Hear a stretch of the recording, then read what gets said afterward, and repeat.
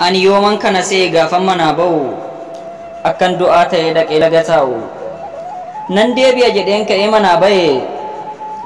yartuu afaan bu'een akka tasaa ta'e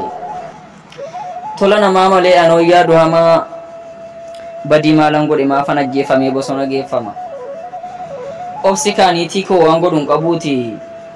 oson deebi'een si argaaf sardamuu hattu gootee na fuute kaaduuti sabarsiisaa niitii koo abbaa kooti farmee allamuun deebu bakkan galleen deeme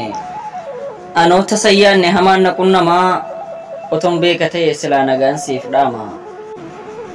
niitii koo anillee boqadhee hobbaafadhee qaata anaani keessummaa koo ati akkam jirta laata jabaadhu niitii koo hin bu'in hadaraa allamuun deebu lafa dhugaan jira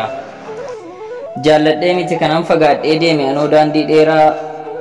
amantii sammuu kee ani sirraa fagaadheera anoo nagaan dhaabne nan deebi'a jedheen baye otunan madhee sin quufin kunoo tasan ta'e eegaa maal godhu niitii koo oolchuun hin danda'amu waan rabbiin murteesse angaraan jabaanne du'a baaramtuu kanaat addaan nu fageesse